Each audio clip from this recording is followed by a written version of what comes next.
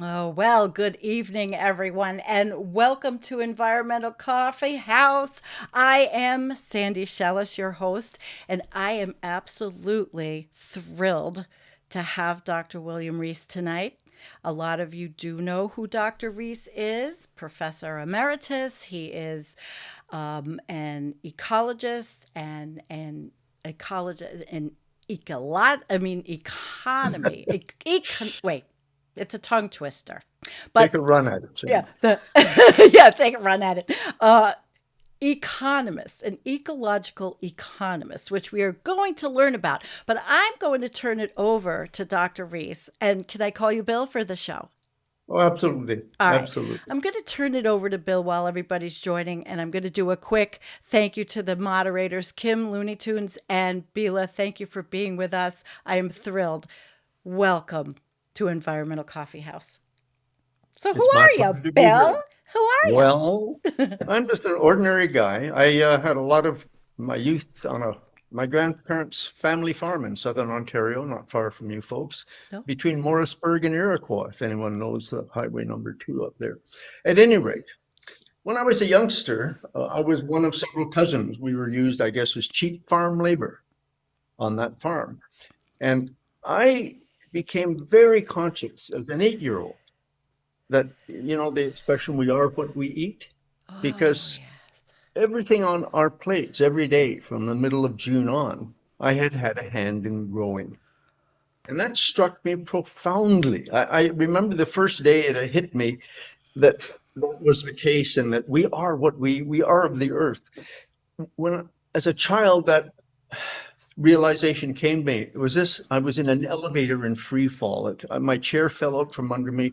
I almost went through the floor of my grandmother's kitchen in just Wow. sheer excitement, realizing my connection to the earth. Quite And I beautiful. never forgot that. So years later, a decade later, when I was thinking about university, this all came back to me in a dream.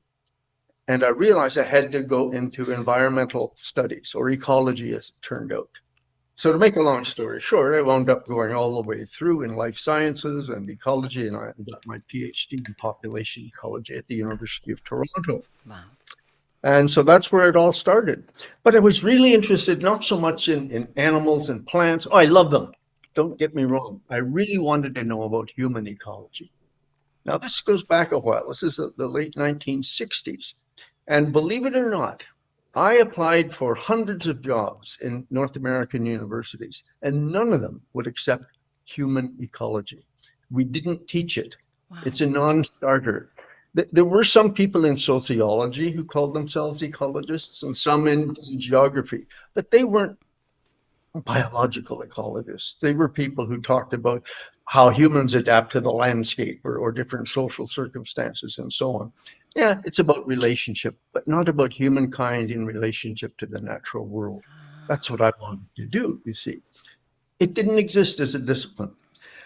To my absolute astonishment, I finally got a job offer from the University of British Columbia out here in Vancouver, where the School of Community and Regional Planning was starting to think about environmental planning.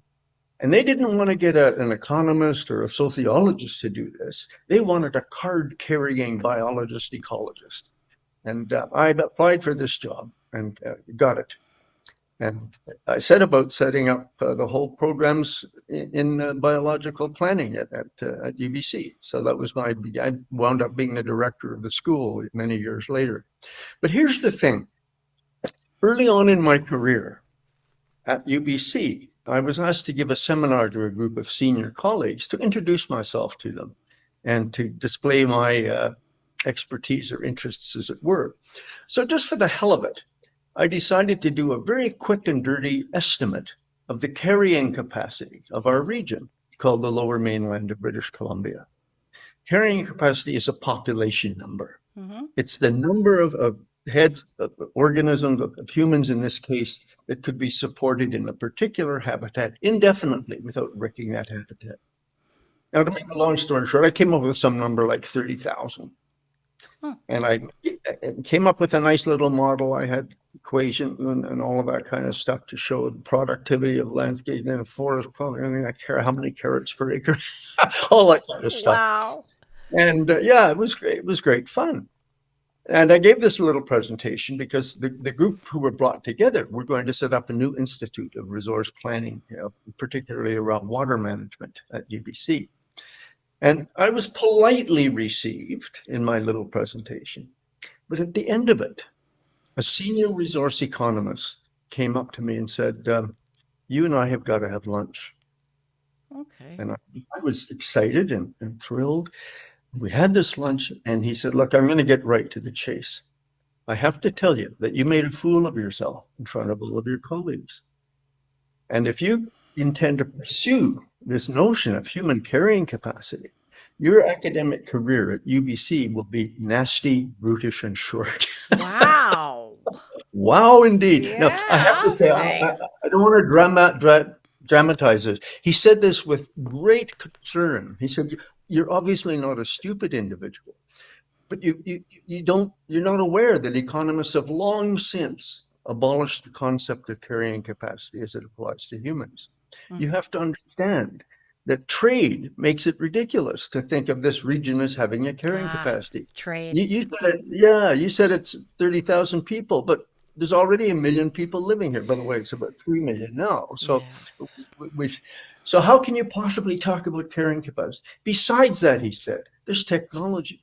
Human ingenuity. This is the first time I heard that. By the way, these were all new ideas to me because I was a scientist, not a sociologist or Right.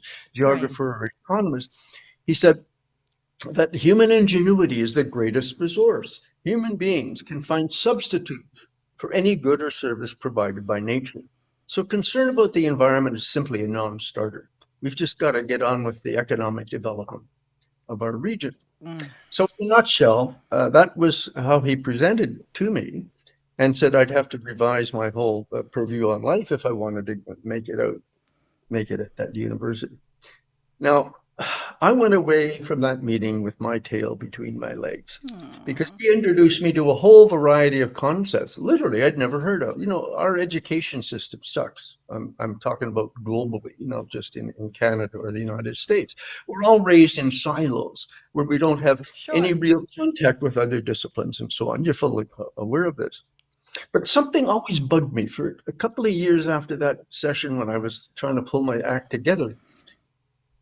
I just couldn't believe that economists could think that way. And then one night I just woke up with that bright light glowing above my head, that eureka moment, when I realized that defining carrying capacity the old way, Mm-hmm. you ask how many organisms or how many individuals could be supported in this territory. But what if we flip that over and ask a different question? How Okay. much landscape, how much territory, or how much ecosystem is required to support an individual, no matter where that land is located?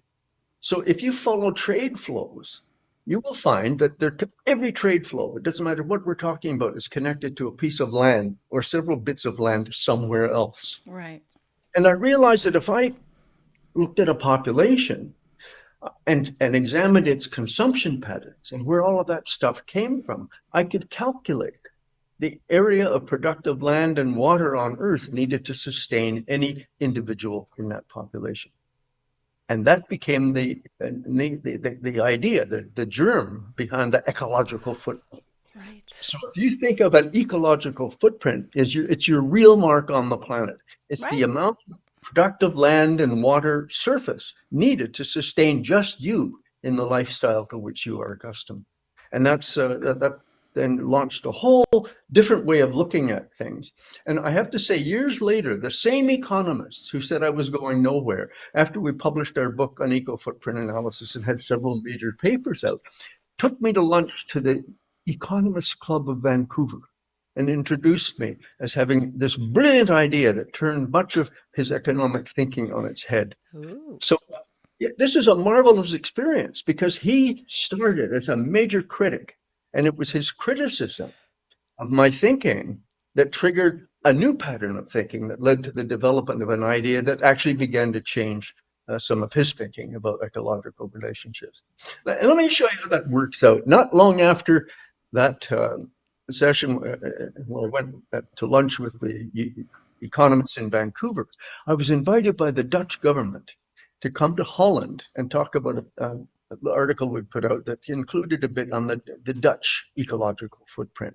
So it Mm. was a little conference held in Amsterdam for delegates from all over the developing world. And the idea was, what did Europe have to say to the developing world? And so the individual before me on the podium was an economist who raved about Holland being the prime example for developing countries because it was the most densely populated country in Europe, and yet it had a massive impact on the world in terms of technology and da da da da da da. Yeah. And here's the fatal error, it even had a surplus in food production. So if this tiny little country could export more than it imported, it was clearly the model for the rest of the world to follow. Now, I was a bit dumbfounded because we had a different analysis. Let me just, this will be quick. He was in monetary terms. Holland exports very expensive cheese, canned Right. meats, Right. and so on and so forth. But all of that is grown, almost all of it, on imported fodder from somewhere else, Yes. which they import cheaply. So cheap imports minus the value of these expensive exports means a surplus in economic terms. But economists don't measure real things, merely money flows. Yeah. And so I was able to stand up after that individual and say, look, Holland lives on 7 times as much land outside of the country as is inside the country. The true ecological footprint of Holland is vastly larger than its domestic landscape. So it's not a model for anyone to follow. In fact, for every exporting or importing country like Holland, there has to be an equivalent exporting country. And by the way, many of you from third world countries are being exploited by first world countries in precisely this way because you're providing the wherewithal Sure. that they survive on. China claims to be the world's biggest pork producer, but the pork in China is grown on soybeans produced in the United States. More now actually in Brazil than in Yeah. Oh, things so have the Chinese. changed a bit. Exactly. Yeah. So what I'm getting at is that if you look at real material flows, you come up with an absolutely different perception of the nature of human ecological reality than anything in economics can show you. It's an interesting story, and I can see how that juxtapositions to a lot of different countries. I wanted to tell you, I did want to say that as my I was doing the studying again for this, and I always watch your videos, and I re-listened to your interview with Sam Mitchell, my buddy from Collapse Chronicles, where it was Mhm. 2019. It was the end of 2019, just going into 2020. And you had said we were in the plague phase. And then what happened? There was a pandemic. Oh my Mhm. gosh. When I re listened to that and then realized that was like really wild. But you told me then you wrote a paper on that. I did. Yeah. So look, human beings, whether we like it or not, are not that different from most other species. So we're entirely capable of exponential population growth. Mm-hmm. Plague exists when, okay, so let's go back and look at almost any species in its natural circumstances.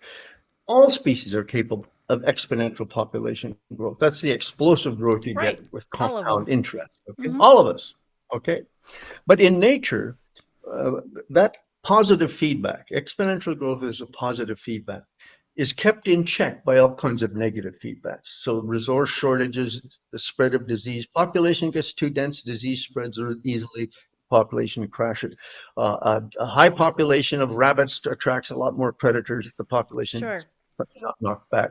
So in nature, things are in an uneasy equilibrium between positive and negative feedback. And human beings, for 99.99% of our population, were like that. It took us 300,000 years as Yeah. anatomically modern humans to reach 1 billion people. That And was in then what? 1800, yeah, 1810, 200 and a few years ago. And then we discovered fossil fuel and how to use it. And our population exploded to 8 billion. So in what's that, 1/1700th as much time as it took to get to 1 billion, we got to 8 billion. Because fossil fuel provided the means by which we could grow all the food and provide all the other resources by which to sustain the human population. And Mm-hmm. since this was the scientific revolution, we also got control of disease and shortages of all kinds of things, water and so on. So for the first time in human history, we eliminated the negative feedback and became a plague. Our population erupted to the point that it is now vastly overshooting the productive and assimilative capacity Absolutely. of our Mm-hmm. planet. So that's what I meant by the plague phase. We've been in a 200-year period of economic and population growth, which is unprecedented in 300,000 years of Right. human history. And it will end and it will come down. We will crash like any other species does after it goes through its plague phase. Populations of locusts or mice or humans will all suffer the same fate. Our technology keeps it off for a few years, but sorry, we're about to Right. run short of energy. Food production is in jeopardy. Our pollution is destroying the climate and polluting the seas. It's beginning to feedback. All of the negative feedbacks that we eliminated, or at least reduced Mm-hmm. 200 years ago, are beginning now to come back on us. They're here. I They're mean, they're here. here in 2025. I mean, Absolutely. and now population is. Do we even have the will to acknowledge that it's a problem when now the political agendas are full on have babies, at least in the United States, which is Well, the new thing. yeah, that's true just about everywhere in the developed world. Yeah. So let's step back another weird quality of human beings, and Okay. that is we never live in reality. Human beings do what No. sociologists call the social construction of reality. Yep. So we like to make up stories. We make up myths. All of our scientific disciplines are mythic constructs, made up products of the human mind. Our religions, our political philosophies, our economic theories are made up social constructs that may Mm-hmm. or may not reflect any aspect of reality that's important. So we operate now from an economic model which explicitly excludes the environment. So economic models uh, assume the economy is a separate system from the environment. And remember, human ingenuity is the greatest resource. So we don't really need nature except as a backdrop for human affair because technology can substitute for any good or service provided by nature. So that's our story. That's That's the the story. cultural narrative. That's right. That's the cultural Mm-hmm. narrative behind industrialism, expansive capitalism, and neoliberal economics, which is driving this whole engine. The Now, when you whole put that thing. all in the frame we're talking about here, it excludes the possibility of resource shortages. So population is a non-issue. So what economists are concerned about is that as our birth rates decline, as people become sensitive to climate change and all of this sort of thing, governments and economists go into a panic because we're not going to have enough workers, we're not going to have enough people to maintain our economic growth. And so the reaction has been what is called pronatalism. All Mm-hmm. kinds of programs designed to encourage women to get back out of the workforce and into the kitchen and barefoot and pregnant. That's the direction we seem to be heading. Russia, in November of last year, made it illegal to even discuss in public the benefits of childless living or small families. Right. It's so the whole thrust of our society is completely opposite to that which ecology would say to a species in its plague phase. Whereas we should be controlling and reducing our populations to habitable levels, to sustainable levels. Instead, we have an entire culture dedicated to trying to pump up that population and maintain the numbers of people Mm-hmm. needed to keep growth going. And of course, when you talk about it like this, people get offended, they get upset because right away they're thinking, "Oh, you're an eco-fascist. You are Yeah, Malthusian. You are all of the bad things." And I have made videos on overpopulation, but I have also seen where you come from the school of thought of empowering women all over the mhm. world and not it's not a negative. When you talk about it as a scientist, you are not talking about doing something drastic or horrible or ridiculous.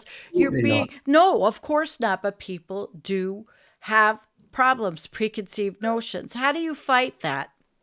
I don't fight it, Sandy. I've been You called just, every nasty name in the book. You said eco-fascist. I've had that many times. Neo-Malthusian, many yeah, times. So these are pejoratives that people who, frankly, are they don't unfamiliar with the understand it. arguments, they don't get it. Right. So yeah, and we know. I mean, the reason population dynamics, basic fertility is falling, is because women become more economically independent. They begin to acquire Mm-hmm. access to birth control. They begin to take over, advocacy for their own lives. So yes, that's empowering to women. And we're seeing the opposite now, being Of foisted course. upon them. Your role is you're reproductive machines, and let the men get out there and do the real work. I'm sorry, Yeah. The we've had United this little. States would like to see us in Gilead. Yeah, okay, exactly. That's Yeah. Margaret Atwood's little Yeah. book, isn't Oh it? Okay. yeah. It's one that a lot of people are Mhm. very hip to. Very hip to. Well, I wanted to get to that because on this show, Jennifer and I have talked about it, and we've never talked about it in a way that was awful. It was just factual about Mhm. resource depletion and overconsumption, which is a big issue. Overconsumption in the industrialized society. It's a big pressing challenge in my mind. And I do have a quote from you. Climate change is a distraction from acknowledging and responding to humanity's real predicament, which is ecological overshoot. Mhm. Right. So some people may not be familiar with the concept of overshoot. Overshoot is really quite simple. It means that human beings are consuming natural resources, self-producing natural resources faster than they can regenerate. And we're dumping wastes faster than natural cycles can Mm-hmm. recycle that material. Climate change, for example, is a waste management problem. It's driven, at least the anthropogenic part of it, by excess carbon dioxide in the atmosphere. And carbon dioxide, most people are unaware, is the single largest industrial waste by weight of industrial economies. So we're dumping more carbon dioxide than the natural carbon cycle can handle. So it accumulates in the atmosphere and generates the so-called greenhouse effect. Now, when I say that climate change is a distraction, I want to be very clear about this. Climate change is a horrific problem. We're Mm-hmm. going to have real, and we're having already, very major disasters around the changing climate. But the focus, the global focus on climate is a distraction because the way we are approaching the climate dilemma is worsening it. So if you think about it, the politically acceptable approach to climate change involved massive capital investment. It's sold to the public and to governments on the basis of precisely that capital investment, profit making opportunities, job creation, and so on. Look at the big row going on right now around auto production in Canada and the United Yeah. States.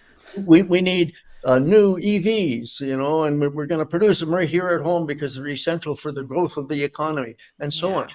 EVs are just as destructive as internal combustion engines in the long run. And in fact, all of this effort toward the so-called green energy alternatives is a mythic construct. It's a made-up construct. There is no energy transition. And the investments and all of the rest of it required to move us forward with electrical energy are in fact generating more carbon dioxide because wind Right. towers and solar panels are made using these things. They wear out, they're replaceable, they're not renewable, and so on. So but most importantly, the whole effort around climate change is oriented to maintaining the status quo. I Right. call it business as usual by alternative means. Mm-hmm. So if you look at it, we've had, what, 50 years of climate panic. The United Nations Framework Convention on Climate Change dates from 1992, what's that, 33 years ago. We've had 29 so-called COP conferences dedicated to reducing carbon emissions since then. We've had And six go, of, yeah, exactly. And yet, if you plot that, in fact, I've got some slides I could show you right now if you wanted to. But the point is, oh, I it's didn't had set that up. no effect. No Okay. effect. Well, things might be worse without those agreements, but the fact is that since 1992, carbon emissions are up by 65%. Um, we've used, since 1992, half of the fossil fuel ever consumed by human beings has been used in just the last 32 or 3 years. Can you believe that? One half. So I'm Yeah, 82 it's years a old. lot. 90% of the fossil fuel ever used by humans has been consumed in my lifetime. Hmm. It's an exponential growth curve, which is continuing. We're using more fossil fuel now than ever before, and it's still increasing. In fact, the demand, because of growth, particularly growth in developing countries, middle and low income countries, the demand for energy is increasing much faster than we can Yes. even build the And it's alternatives. all the energies. I mean, it's everything. It's biomass, it's That's nuclear, absolutely. it's so-called green energy, it's fossil fuels, it's fracking, Yeah, it's we're using all of it. It's that's right. as the politicians like to say, it's the all of the above. Right. And that's an extremely important point because the notion of an energy transition implies we're going from A to B. We're not. You mentioned biomass. Biomass in 1800, remember when the population was less than 1 billion? Right. Biomass, biomass and human labor and animal labor were the only sources of energy. Mhm. Today, that's 250 years later, we are using more biomass than we were at the end of the 17th and 18th centuries.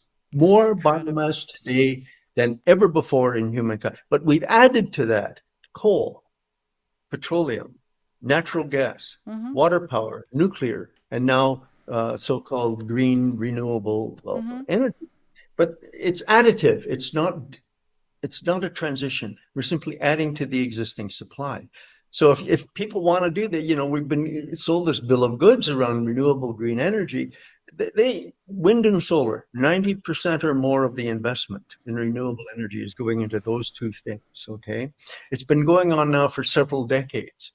They provided about 3% of final energy consumption last year. After all that, 3%3% in all of the world, or in the this world. is the world statistic. That's the world statistics. Now you will see over and over again, well, we're getting half our energy from renewables. Well, some countries are getting half their electricity some of the time, but electricity is only 20% of energy. So if you're getting half of your energy, of your Right. electricity from renewables, that's only 10%.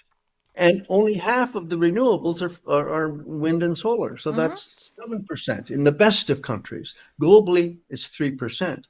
So that's how much progress we've made. There is no possibility by any known technical means Right. of reaching net zero by 2050. And that's The what I was world, going to ask you. What okay. is the feasibility of zero carbon? Is it even feasible to achieve Oh, a sure. truly free? I mean, is it really though to have a truly zero carbon world, given Well, the consumption patterns?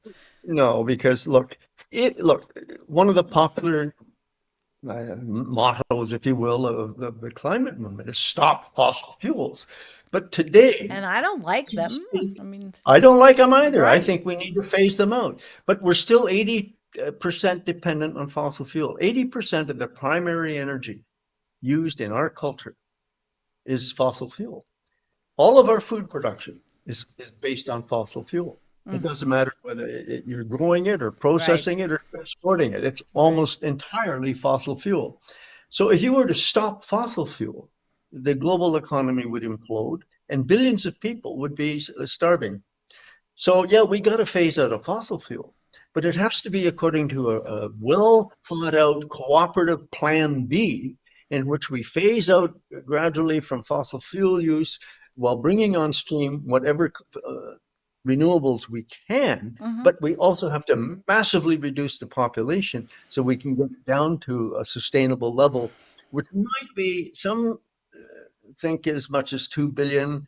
Others think as little as 50 million people on planet Earth And without fossil that's fuel. that's all over the world. That's not just That's right. targeting. It's not just targeting a certain specific group so that we sound like raving racists. It's not.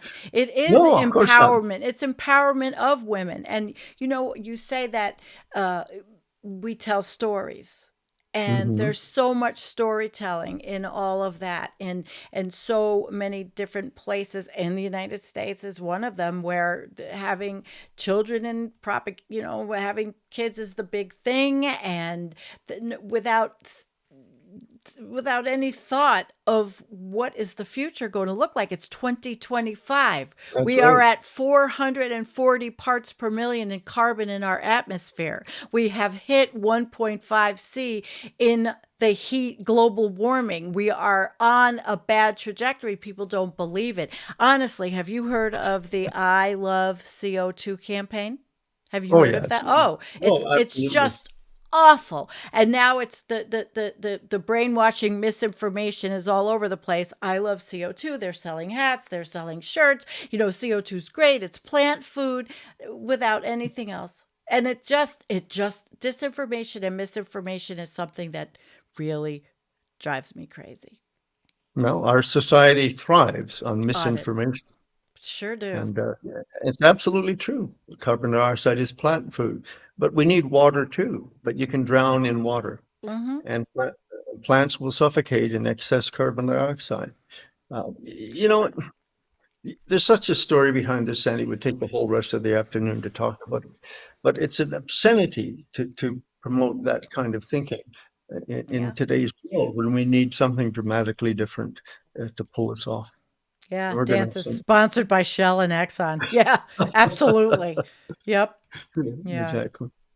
That it is. I mean, the fossil fuel companies are evil. They really are. And one of the problems too is that a lot of the fossil fuel industries attend a COP. You think it's going to be something good, and they're in the trade fairs, promoting. But they also have their hands in green energy because it's all about profit. It's all about Well, money. that's what I said earlier. The Yeah. whole green energy game is promoted by the mainstream because of its profit making and job creation opportunities. It's just what I call business as usual by alternative Right. means. And But it's I don't basically, hate it. I mean, I have a backup battery system for my home. I mean, I don't hate it but I know very well where the minerals came from. I do know mhm, that. But it's for me, it's either okay, a backup battery that's electric, it's nice, or stinky propane, which has to get trucked in here. And we lose okay. power here. So, I make those decisions. I make these decisions for my place, and everybody does. But that gets back to the individual responsibility, which is also another fallacy. Hmm. I'd Well, look, like you you to. put your finger on a whole number of points here. We can't hate fossil fuels because we're absolutely dependent on it. We have to understand that. This is not an easy resolvable problem. We've put ourselves into Oh, what is called a technological trap. We've created a dependency on something and grown to such a scale that that dependency is destroying the biophysical processes that maintain a stable climate. So this is a huge crisis. But we can't simply abandon fossil fuel. As I said, we need a planned, orderly descent, and we're not getting that. We're not even getting a serious conversation about that kind of idea. So yeah, let's not. Well, by the way, yeah, we're all complicit in this, you of know. course we're alive So, now. I mean, of course we are. but that doesn't mean this is an individual problem. Starting back in the 50s, Hmm. industry got together to destroy the notion of community and to try to offload responsibility for our so-called environmental problem. By the way, there's no environmental problems. The environment works perfectly well. These are all problems generated by human activities, Hmm. Absolutely. excess human activities. But to offload responsibility onto individuals is a grave error. And the environmental movement has bought into it. You can buy any number of books by prominent environmentalists 101 things you can do to save the environment. Well, I'm sorry, you can't. The heavy lifting, the kinds of policies and implementations that are required to fix this problem are have to come from the top down. This is a collective problem. That's a terrible word to use in the United States. We don't like Yeah. to hear about collectivity. No. This is a collective problem that requires collective solutions. So, what we need, for example, is carbon taxation. In fact, we need broad scale, what is called ecological tax reform. It comes out of ecological economics, if you Didn't wanted to get that into that. just end in Canada, though? Didn't Of the course new it did, prime because minister?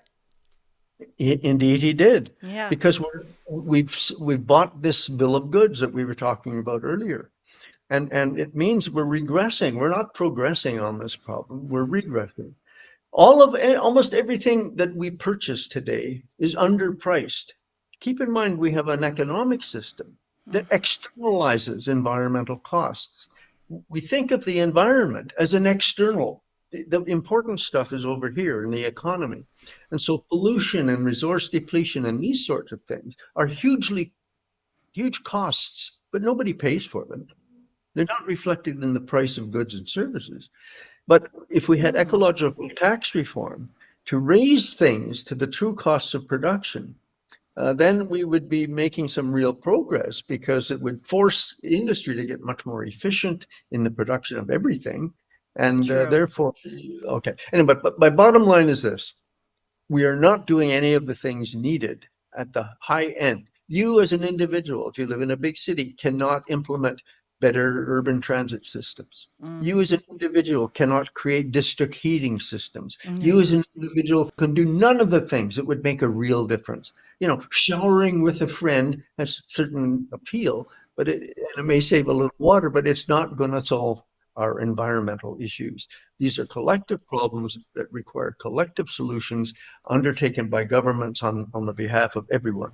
If you look at the United States, you're doing everything right now under the Trump regime to dismantle all of the public Ah, interest it laws hurts. and the environmental regulations and things that protect the common good. This is a common good problem. And you're destroying the basis of, and we're starting it elsewhere in the world as well with the move to the right. Deregulation. Get government out of business. Business can handle these Right. problems. But It's business, given the opportunity, businesses will always go to the bottom line and they're not going to do what is right without okay. So, regulations. but that's again, this is a story we tell ourselves that businesses are efficient, governments are not, and so on. The story is destroying us. We need a new story, and we're not even prepared to open the book on that one. It's 2025. How are we starting the new story, Bill? Well, people like you are trying to spread the word that maybe a new story is necessary. I think, to be honest, Sandy, I guess I'm a bit of a pessimist about this. Human beings are not primarily rational. Another of the stories we tell ourselves is that we're an intelligent species, but we're not. Most of our individual and group behavior comes from the limbic system, the emotional centers of the brain, and our instincts. And we're not intelligent. When push comes to shove, as someone once said, reason is trumped by emotion. Reason is trumped by our instincts. Right? And that's what we're seeing today. The abandonment of reason. The scientific revolution was based on attempting to elevate reason to a position of prominence in human understanding. Well, we've had a couple of hundred or a few hundred years of that, and now there's a massive revolt against it. You mentioned carbon is the food, the food of plants and so on. Right. That whole movement is anti-reason. It's part of this Trumpian rejection of science. Yeah. It's part of our denial of climate change. And it fits That's hand in hand with human exceptionalism as well. absolutely, other products of human exceptionalism. So look, we're in a mess, and one of our panicky responses to that is to increase the means by which we deny the reality in which we embed ourselves. Remember what I said? We don't live in reality. We live out of our stories as if they were real. Meanwhile, the real world is unfolding under the unfolding underneath it. Let me give just one other example that I think is really important. All right. Economists, have begun to recognize that, yeah, we've got a pollution problem. And so they look at emissions and they say, well, where we can decarbonize, and we see what is called decoupling. Yes. We see a bit of dematerialization. Now, that makes it sound as if the economy can get along without resources. We can decouple from resources. We can dematerialize the economy. And again, this is based on faulty um, accounting procedures involving money. So if you look at GDP Yeah. versus the amount of resources used or pollution, we're seeing a minor decrease in resource use and pollution per unit of GDP. Now, there's a whole variety of reasons for this, but that then becomes an excuse to say we are decoupling. And if this trend continues, we can continue to grow without increasing our environmental impact. So Oh, the sorry. mythic, yeah, Yeah. exactly. The I'm mythic sorry. construct, the story we have is this benign expansion. Here's the reality. If you go back 10,000 years, human beings were less than 1% of mammalian biomass. The weight of humans was less than 1% of all the mammals on Earth, Right. not even a fraction. Today, we're 34%. And if you add our domestic livestock, the sheep, cattle, pigs, and so on that we use to feed ourselves, then Hmm? we're up, that adds another 60 odd percent. So Wow. humans plus their animals are 97% of mammal biomass on planet Earth, right? And not the good 97. animals, just the farm That's animals. right. Right. That's right. Right. We're The losing. rest are all, the rest are in the margins. There Yeah. used to be 60 million bison, maybe 30 to 60 Yeah. million bison in North America. Now they're cattle, sheep, and humans. That's the end of the story there. They're gone. Now, at the same time that's happened, the mass of human artifacts, the stuff we make, exceeds the mass of all living things on the planet. The amount of material humans use or move around the planet in mining and so on and so forth is greater than all of the erosive forces of nature. So we have become, human beings have become the single largest component of every single ecosystem on Earth, and we are the major geological force changing the face of the Earth. Yet, that's reality. Mm-hmm. That's the reality we can document in numbers. But the model we use is that of economics being separate from the environment and that we can dematerialize and decouple from the environment. It cannot happen. It is not happening, but it's a nice, comfortable mythic construct that makes people think they can carry on carrying on exactly as we have done, Yeah. which is This is. completely destructive to our own futures. I do follow that. I do. I follow that. I feel that that is a big issue, a big problem. You know what I wanted to ask you? I wanted to ask you about the well, I think we had talked about it earlier, but I don't remember if we brought it up here, where you do have concerns about overly optimistic narratives on the climate change. And what's your emphasis? The need for a more realistic portrayal of the challenges facing humanity, of everything we've been talking about here, how to do this, warning against complacency and the dangers of ignoring scientific warnings.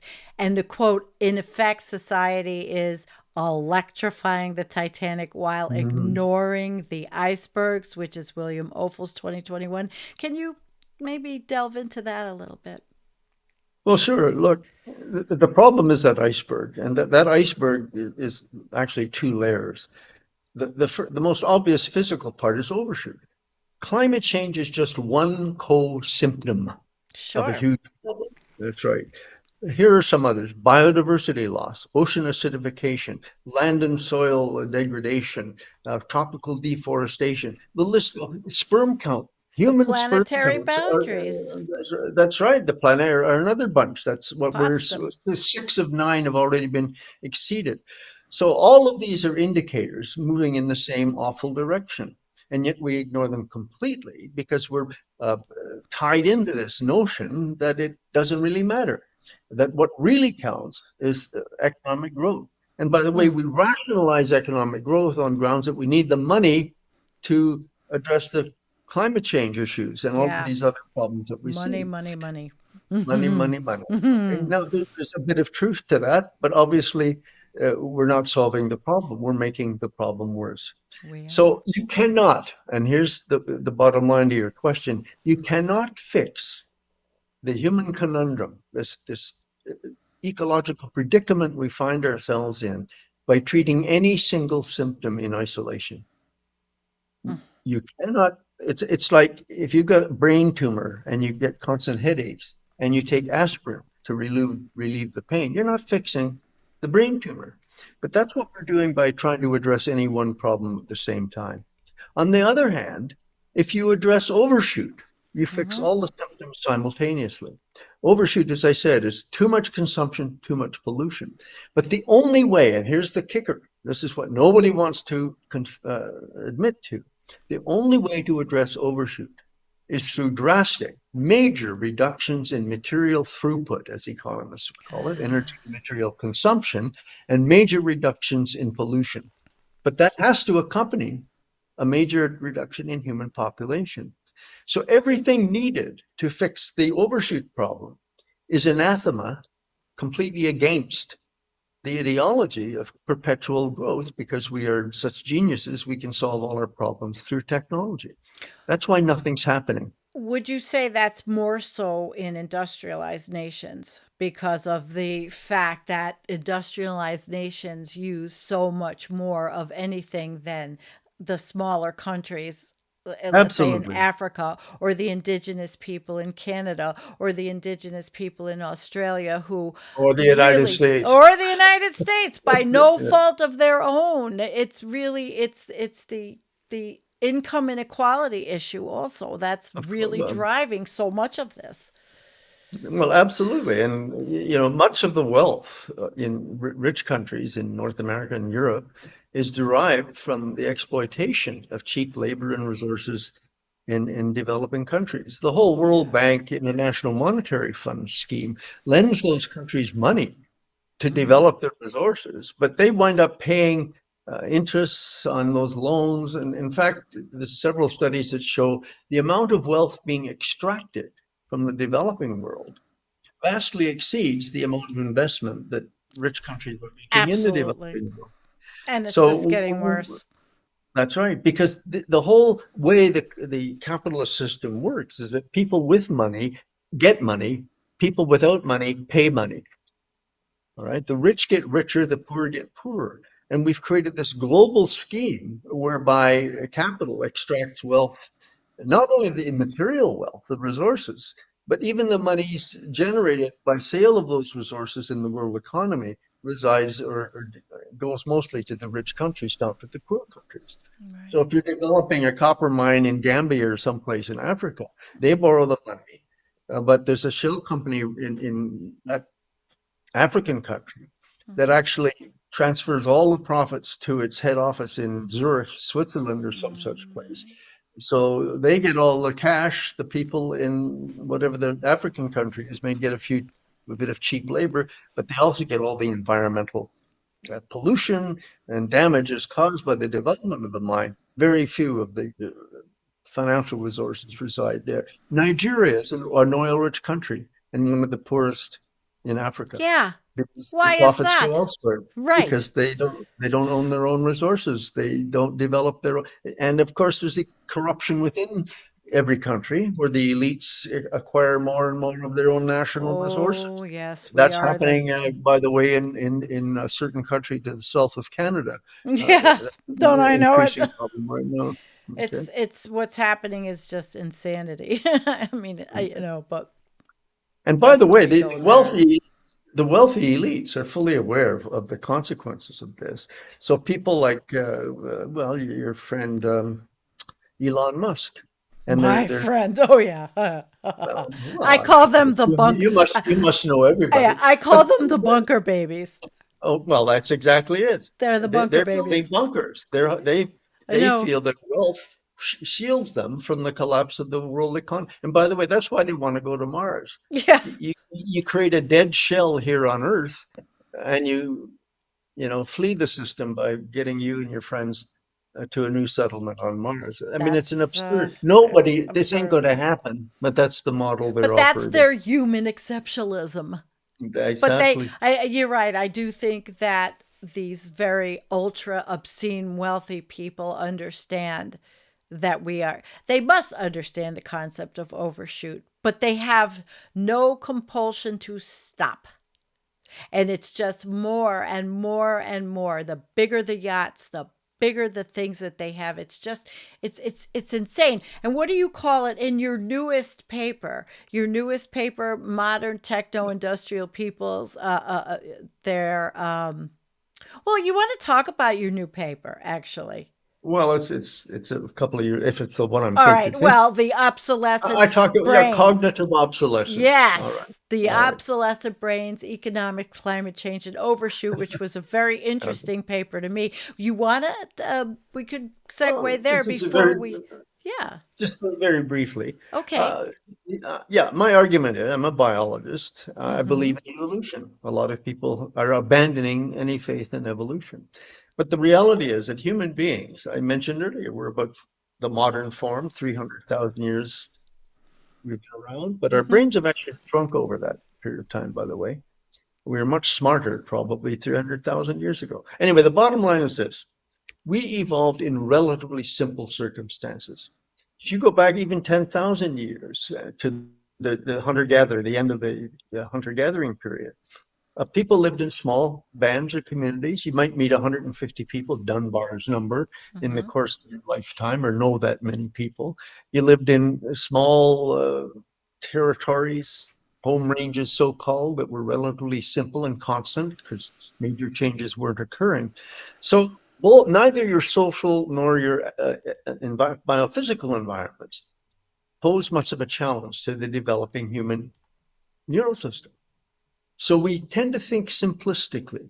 We think of simple one-on-one actions and reactions. We're simple-minded people. We do not think complexity. We can't think in systems complex terms. We don't connect the dots between events A and B. Some people do because they've been trained to do so, but the vast majority of people think simplistically. So if you've Very. got a problem, okay, that's right. If you've got, a nut loose here, you put a bolt on, end of story. When it may be that the whole system is wanky and you should toss it out. That's the way we think. We are incapable of coping with the kind of world we've created. So compare the modern world where we have an economic system, an internet system, a transportation system. Any one of these systems is vastly more complex than the entire environment in which people lived in years ago. And they all interact with each other on a global scale and interfere with Right. biophysical systems such as the climate system, the hydrological system, and so on and so forth. So we have created a world of mind-boggling complexity that no human being can understand, let alone Right. pretend to control. So Mind-boggling. Perfect. that's Perfect right. term. So Yep. we have rendered our brains obsolescent. Obsolescence occurs when the environment changes so much that the entity, in this case the brain, is no longer capable of operating effectively in that environment. So the average human brain is no longer capable of acting effectively in this environment. And our governments are run by ordinary people or stupid ones like certain men out there. Yeah. All right. So, Stupid yeah, ones. we've rendered ourselves obsolete and we will be selected out. When you are no longer adapted to the environment in which you find yourself, you will be selected out. Not all humans, but certainly modern techno-industrial society is so maladapted to the real biophysical world Wow. that it will be selected out. We Mm. need to switch from being a growth-based economy to an ecological economy based on steady state dynamics. Wouldn't that be something?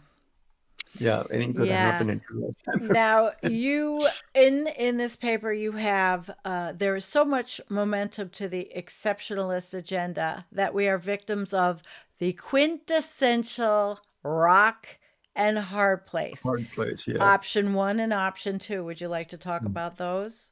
Oh boy. Okay. It gets a little bit into what we talked about earlier, doesn't it? Okay. Yeah, a little We're, bit. you know, we're in We a could situation. circle back. No, yeah.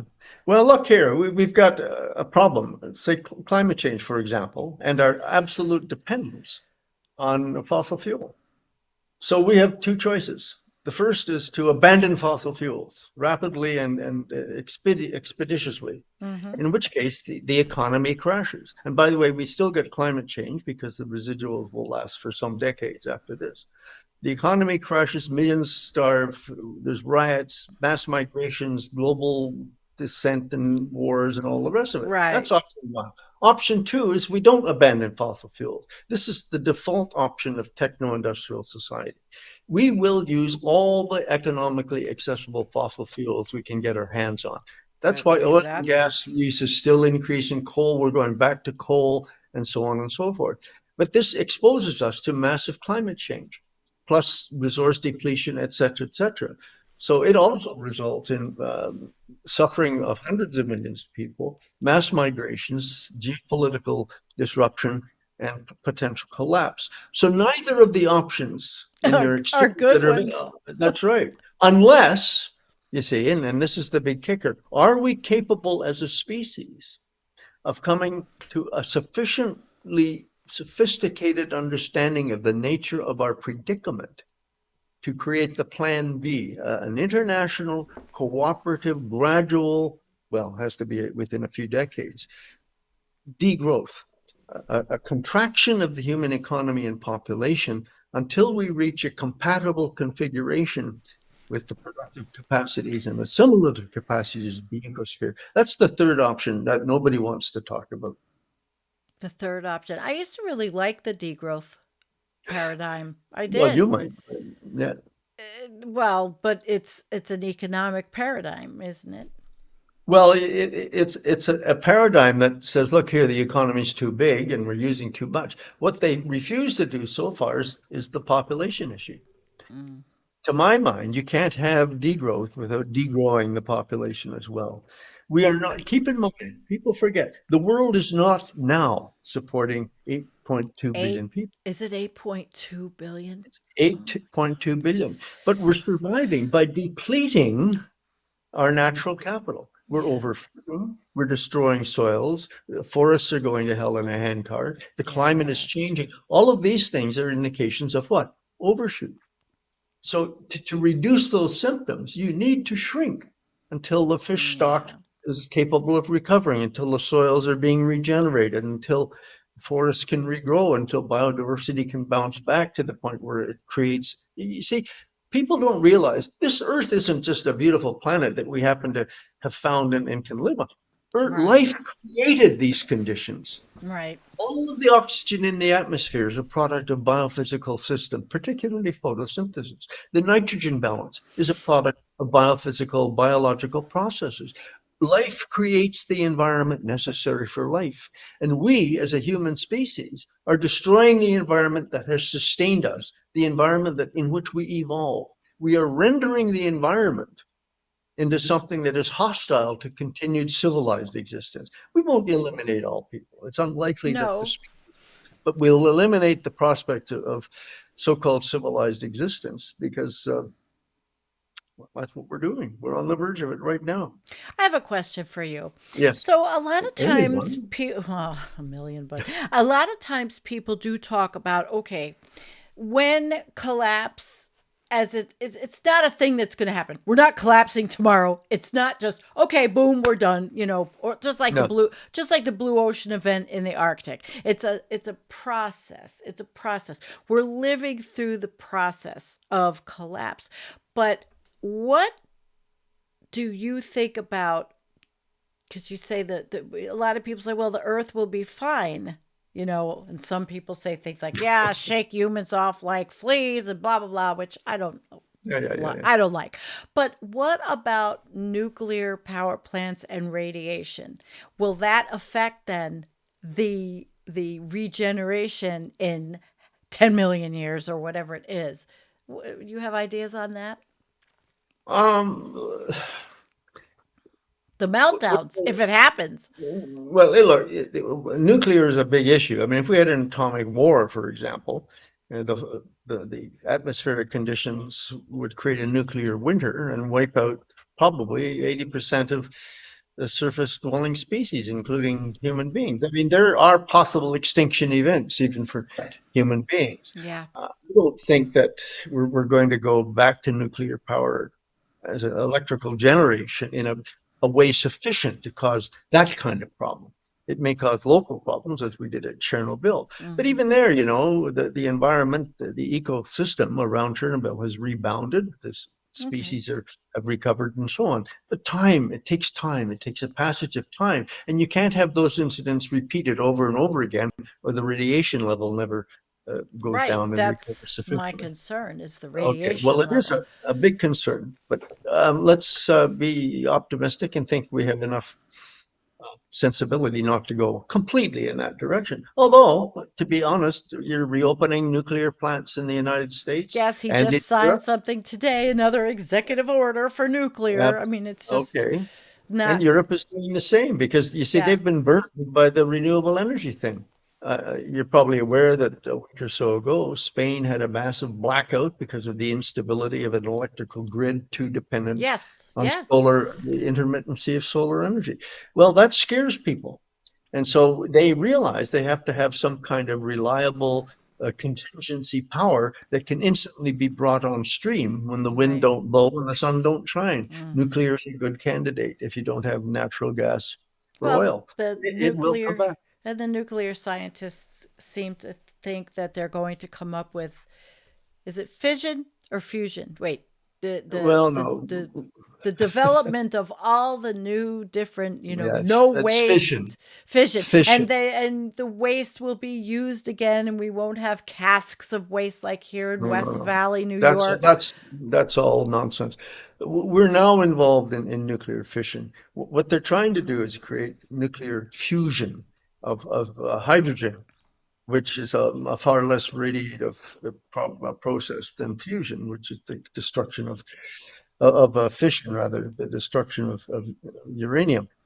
But I'm an old guy, and for at least 50 years, the whole idea of nuclear fusion as an energy source has been just around the corner. Yeah, And I think it's still as yeah. far around the corner. And besides that, Sandy, let's keep in mind the whole object of that exercise is to maintain the status quo Hmm. by, by alternative means. Right, not have to change, and everybody's Yeah, living, and then everybody can, in the, well, a truly equal planet would have everyone living a much less technological life, a well, much absolutely. less, and equality, like Bernie Sanders always says, income inequality, if we could solve Yeah, that. But well, that's not, it doesn't look like we're on the path for any of that's that. not on it. Yeah, and we can even estimate that in a crude way. If you think about, go back to the ecological footprint. On the planet right now, there's 8.2 billion people. There's just over 12 billion hectares. Hectare is about 2.47 acres. So there's 12 billion hectares of ecologically productive land and water. So we're not talking about ice sheets. We're not talking about desert, just the ecologically productive stuff that people might live on. That Okay. means each person on Earth today would get about 1.5 hectares. 1.5 hectares if we were completely equal in every way. Now, to sustain the average American or Canadian takes about 7 hectares. We're Hmm. using 5 times our equitable fair share of the Earth's productive capacity. The poorest people on Earth are living on less than a hectare, much less than their fair share. We talked about trade. Hmm. We talked about the development of our economy. Money means you can consume more and more stuff wherever it's produced on the earth. And that's what we're doing in North America and in Europe. The eco footprints of these areas are larger than the areas themselves because we're living basically on imports from elsewhere. Hmm. Now, even the average person on earth, the average level of consumption on earth represents about 2.5 hectares. The available biocapacity of Earth is only 1.5 hectares. Hmm. So we're already 70% above what the Earth could sustain on average. So if everybody lived exactly the same on planet Earth now, we'd still be in overshoot by 70%. Wow. So we need, Wow. that's why I say people aren't, yeah. So equality is extremely important. And but the point is, even if we were all equal, we'd still be in overshoot because the total would still be the same, wouldn't it? If the total Yeah. consumption were simply spread around everybody, we'd all get an equal share, but the But it total was still the is still same. vastly too much. So we need to shrink even further. And you Oof. cannot try getting elected in the United States or Canada from a campaign that says, look, all I'm going to do is reduce your material footprint by 75 or 80%. Try it. Yeah, Yeah, okay. yeah, exactly. Or my dead body and Yeah, smoking gun. Yeah. sure. Wow. Well, I've enjoyed this conversation, but I have promised our chat and we have lots Okay. of Fair enough. questions. So I think Pardon that me. maybe it's time to move over to some of the questions. Uh, Tommyist, do you think some of the political chaos we are seeing is a preliminary sign of the collapse that Mr. Rees expects? Dr. Rees. Yes, I said, well, I don't need the doctor, but yeah, I do. I think the You earned political it. chaos that we're experiencing is exactly that. It's people are panicking. We're losing confidence in our old ways of doing things because they're clearly not working. People feel disempowered. And so they fall back on idiot promises made by idiot politicians who promise to pull them out of this. And in fact, we're just buying into a stupid model. So yeah, I think that's a really good question, and it is evidence. This swing to the deregulated right is Mm, right wing is a perfect indication of political chaos and the disenchantment of the electorate of ordinary people with the way the system is going. right. I'm one And of them. there's no Yeah. alternative. We don't, there's nobody is proposing a viable alternative. So we sink into the lowest common denominator. And I think we're seeing some of that in parts of North America today, not to mention any places in particular. Dr. Rees, what do you think of projects that green the desert like the Sahel food forests and Chinese planting, particularly concerning albedo, humidity, and population changes? Well, again, rewilding or greening is a great idea, but it's I do it here. okay, of course you do. But look, huge investments required. And it's just a way at this point of attempting, in my view, to avoid the obvious, and that is the need to shrink the demands overall of the human endeavor. Because even if you green a little bit of the Sahara, Mm-hmm. by the time the African population doubles in the next 30 years, it'll be overrun by excess numbers of people. So those are good ideas, and they're insufficient in and of themselves. Unbiased thoughts. As Dr. Tom Murphy likes to say, quote, just imagine what the world would be like if we had unlimited energy, unquote. We would cut down every tree within a year, pump all the oil ASAP. It would be a disaster. Absolutely true. You agree with that one? Unlimited, absolutely. Listen, that graph I didn't get to show you, but I explained the explosion of the human enterprise in just 200 years. In 200 years, since 1800 to about 2000 or a little after, the population increased by a factor of 7 or 8. The global economy in real terms, consumption increased by a factor of over 100, more like 104. Mm-hmm. Fossil fuel use increased by 1,400 times. Mm, So just in 200 years, we saw these massive expansions, but it was fossil fuel that made it all possible. So if we were to develop an unlimited source of so-called green energy, we'd simply use it to continue down our current yeah, utterly destructive path of consumption, and we'd destroy what's left of this living earth. it seems like it would be that way. That's It would Jevons be. paradox, right? Okay. Giant curve. Dr. Reese, do you identify as a climate doomer?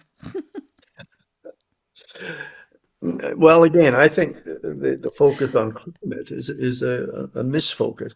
It's a it's just distraction a from what it is. label. Oh, that's right. It's So, a no, I'm label. not a climate doomer. I think we're going to have huge climate problems, but it's not the big issue. Listen, let's be clear about something here. I've talked about overshoot as our real eco problem. It is. It's overshoot. Climate change is a mere symptom of Hmm. overshoot. But Yes. underlying it all, you see, there's layers of causality here. And the real cause is excess industrialization under the capitalist mantra and its economic handmaiden, neoliberal economics. That's what's driving the planet. This is what forces overshoot. Overshoot, by definition, is an emergent property of neoliberal economics, which is totally expansionist, operating on a finite planet, which is actually shrinking because we're reducing its capacity. So that's a conundrum.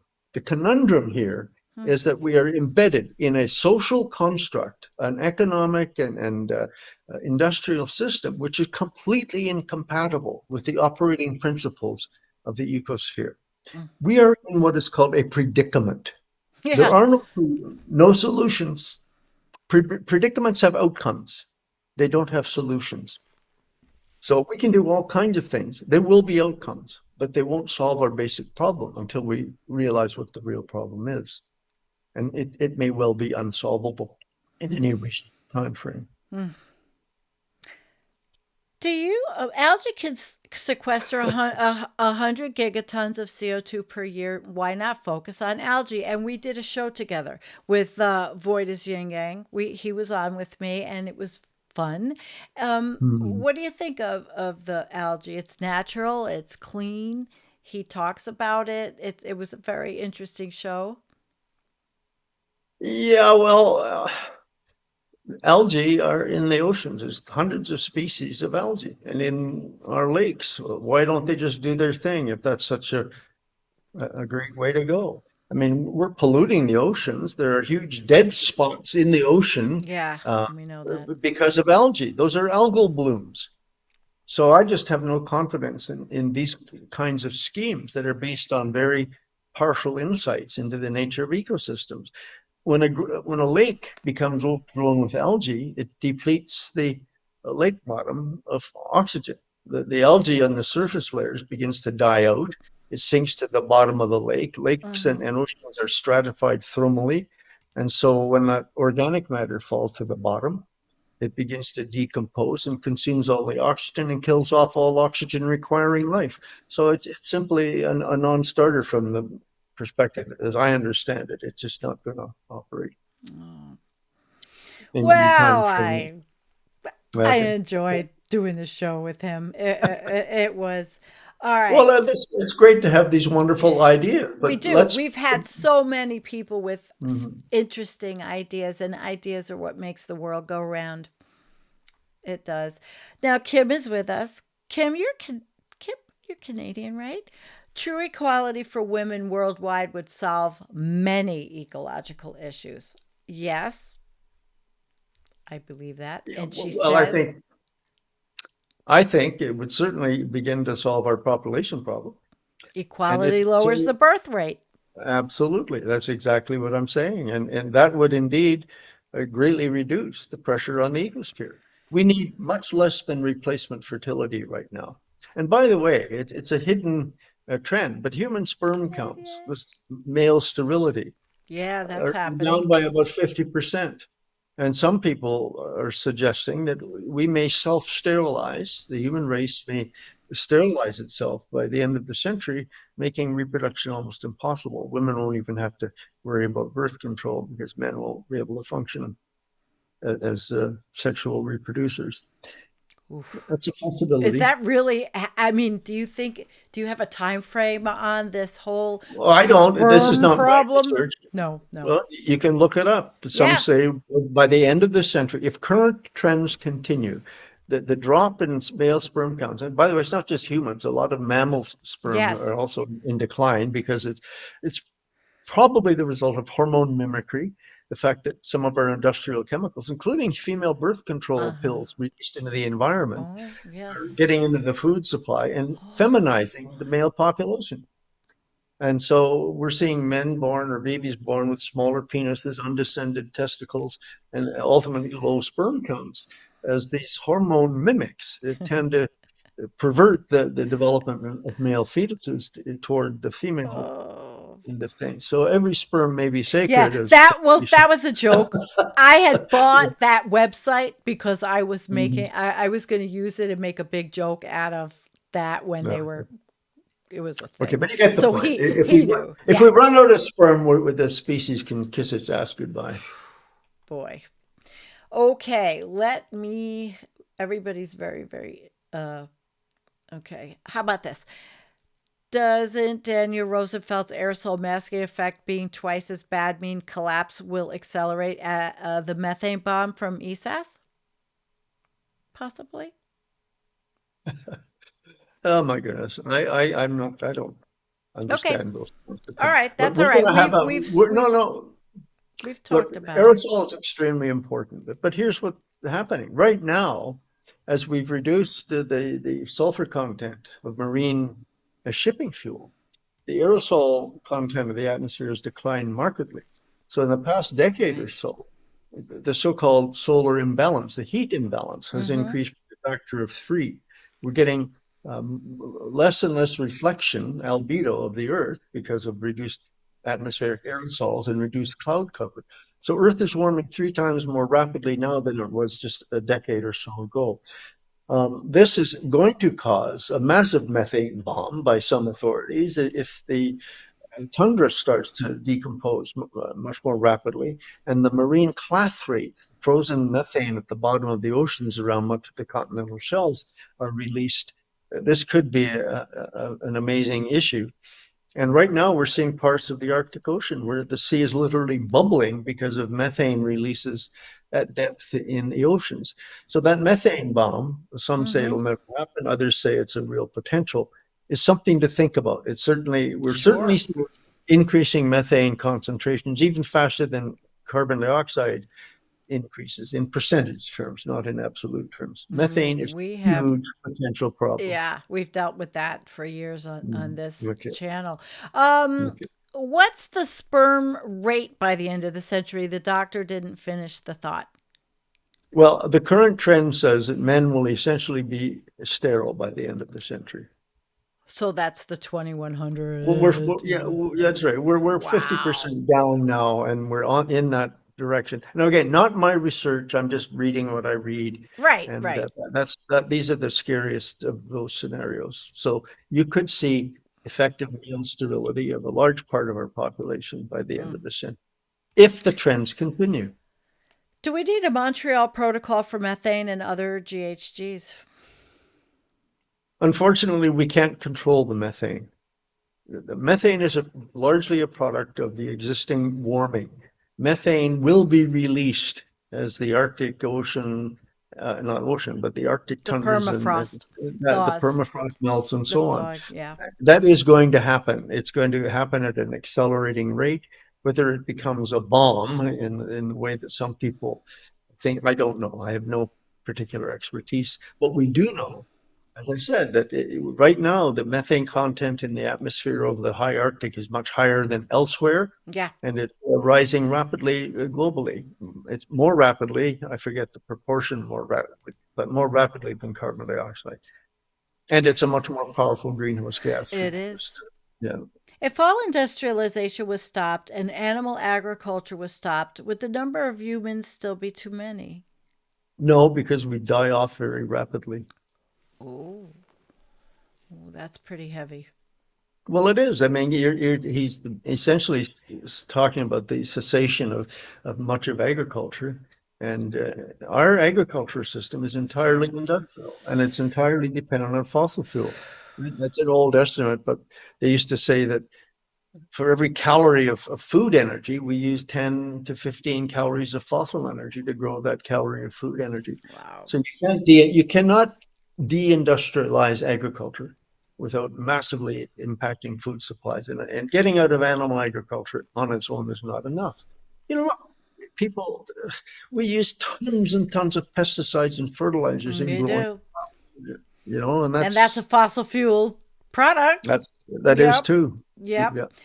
All right, let's see here. Everybody's very interesting. When What Bill mentioned earlier is why elections will never work. Only a complete overthrow of force will change anything.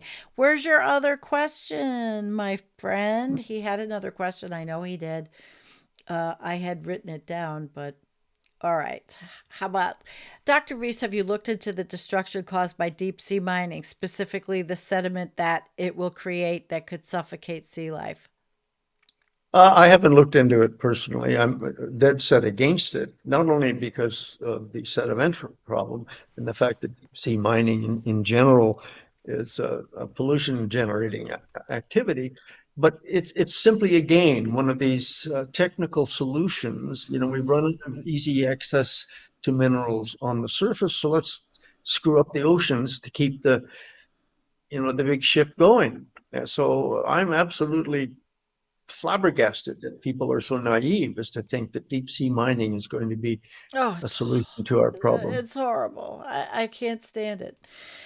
And if it's not the sea, we're going to go screw up the moon and Mars and asteroids and all the rest of Everything. it. It's all an effort to maintain the status Yep. quo. There you go. Okay. What might be the an effect? Oh, I lost it. Where's Dale's What question? would be the effect if Effect. more economists recognized ecological economics? Okay, It's look, got to. this is a huge question. We could have spent the entire session talking seriously, okay? Well, then you're coming Because back. all right. Economists, as I mentioned earlier, generally our economic models are disconnected from reality. Ecological economics is an attempt to recreate an economics rooted in reality. So instead of growthist economics, it's based on the idea that human beings are in fact integral components of the ecosystems that sustain us, because that's reality. Hmm. And this requires that the human system operate according to the operational principles of the ecosphere of ecosystems. And they are steady state systems. A steady state is a system in which there's a constant throughput, a constant level of throughput of energy and material. There's no growth. So an ecosystem doesn't grow.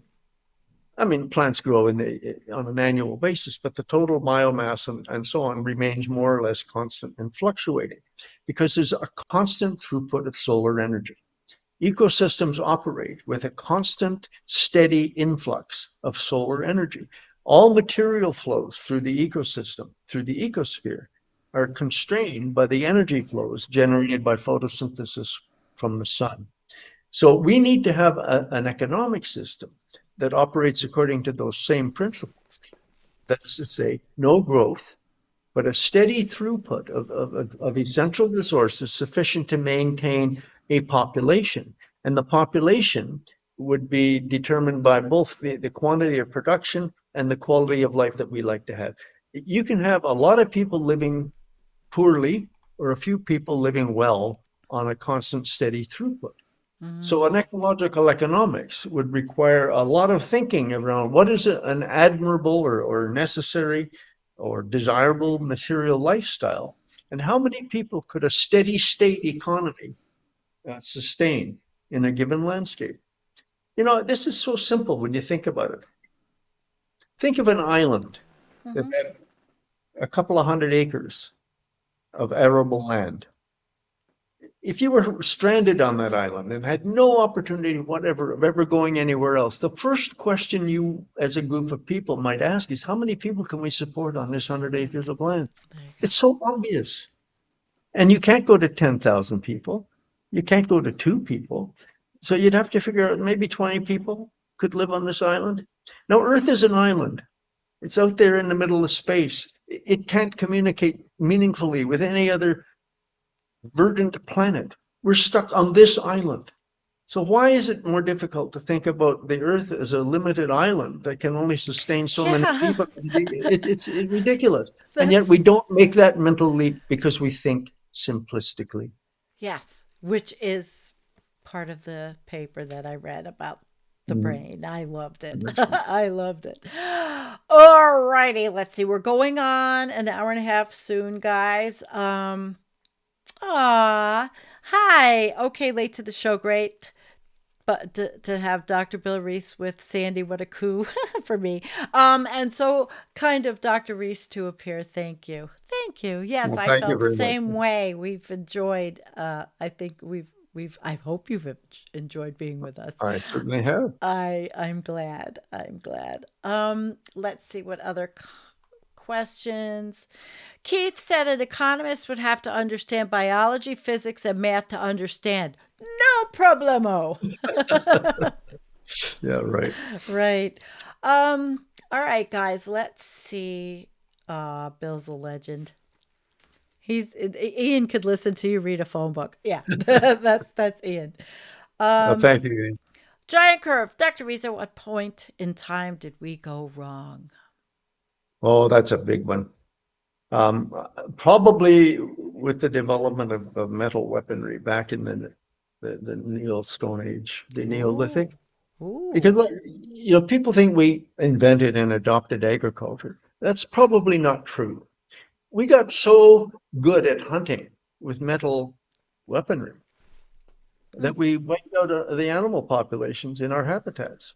mm, And we had to fall back on, as people started noticing around the mitten heaps that certain things that they ate were growing again. The seeds that were disposed of were growing. So agriculture was adopted probably out of necessity. It looks as if it was adopted out of necessity. And it's mm, very slowly. Populations that were dependent on hunting gathering didn't want to adopt agriculture. mhm, Hunter-gatherers had fairly luxurious lifestyles in the sense that they had to work a couple of hours a day, and then the rest of it they could, uh, you know, do whatever they did. mm. Okay. Artistic endeavors. But farmers worked their asses off, folks. Yes. Farming is extremely difficult. They still do. So, Gardening is, I know it for a fact. I do it, but it's absolutely. hard work. And I watch the So, Amish around here how hard they okay, work because okay, they're using the horses, just the horses and the old time stuff. So I do. yeah. Kim had another question. What's all that we could save? Should we each focus on local species conservation? I like that question. I think we should save as many species as possible. And the only way to do that is to reduce human numbers. Human beings are engaging in what I call the competitive displacement of non-human life. Yeah. The competitive Yeah. displacement of non-human life. Remember I said the Earth operates as a steady state system. Yes. There's a constant flux of solar energy through the system. Plants convert it to biomass, but all animal life depends on the biomass produced by plants. So the more humans take of that biomass, the less is available for everybody else.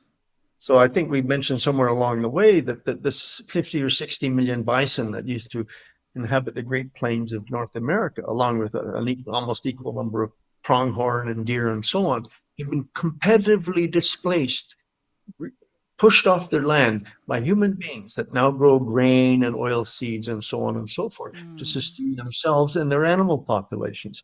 So the only way to conserve biodiversity is to reduce human numbers and the human demand on the ecosystems we share with thousands of other species. That's the answer to all of our problems, is to reduce the Oof. demands humans make on the human system, on the biological systems that sustain us. It's a fixed system and it's a zero-sum game. We can increase temporarily the productivity of some of our ecosystems with fertilizers, but in the process, we destroy soils, communities, and so on and so forth. So we really have to understand that the Earth is a biophysical system Mm-hmm. that self-perpetuates, it self-produces and self-organizes due to the solar flux, the flux of solar energy. We share that with thousands of other species. The more we take, the less is available for other For species. them. Full stop. By the way, when politicians say there's no conflict between the increase in the economy, the growth of the economy, and nature, that's absolute, utter, total Bull. bullshit. Exactly. Bullshit. It Every is increase in human bullshit. demands reduces what's available for the rest of nature. Yep. All right, I got a couple of funny ones. Good. Bila, how do we trick the elite to get into their bunkers so we can seal them in? Excellent idea. Yeah, look Yeah, at somebody that. said, Elon Musk wants to go to Mars. Well, let him and Yeah, let him stay there. let him go. And then singing way, Karen, who's my buddy. Where did our timeline go wrong? Well, John Hinckley Jr. could have been a better shot. Okay, that's a good one. Oh, we've got some funny people. Oh, yes, yes, yes. This was very nice. Thank you.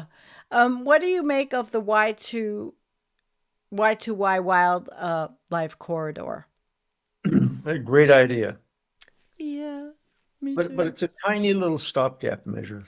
It just But makes it those, a lot easier. of those tiny little stopgaps, so I mean, if you continue Add them doing all them, up. they feel good. They're doing something and you can Mhm. see a little difference and I like that.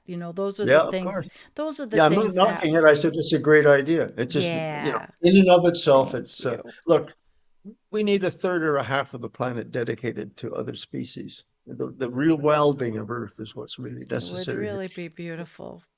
Mhm. It would be. It's not going to happen, but it would be. Nadia had a question before, but I couldn't find it. She was talking to capitalism did to Madeira and Easter Island itself what the myth lie says the Rapa Nui did to themselves, and so it does with the world as a whole. As a whole. Yeah, Yeah, well, I'm not, yeah, we're doing it to the world as a whole. We're depleting the planet, no question. The whole growth ethic, once you've achieved carrying capacity and go into overshoot, future growth is dependent on the destruction of the biophysical basis of your own existence. yeah, People could wrap their heads around that. It might make a big difference. Growth of the human enterprise on Earth today is dependent on the continuous erosion and depletion of the biophysical basis of human existence, from the collapse of fish stocks, the destruction of soils, hmm, the modification of climate. All of this is a manifestation of excess. Humans are in yeah. excess. We That's are in it. our plague phase, to In put it in that. excess, and not the band from the '90s. That's right. Okay. Dale has a good one. Theologians can get along better without God than economists can without growth. Herman Daly. Yeah, that's a good Herman one. he Yeah. was a good friend of mine, and Aw, full of good statements like that. He died a that's, couple of years back, of oh, I'm course. sorry. Okay. On Environmental Coffeehouse, we have something called the Environmental Coffeehouse Flush of the Day, where we Ooh, choose what to flush. If you had something to flush, what would you want to flush away? human hubris. All right, we're going to flush human hubris tonight. That's the notion of exceptionalism.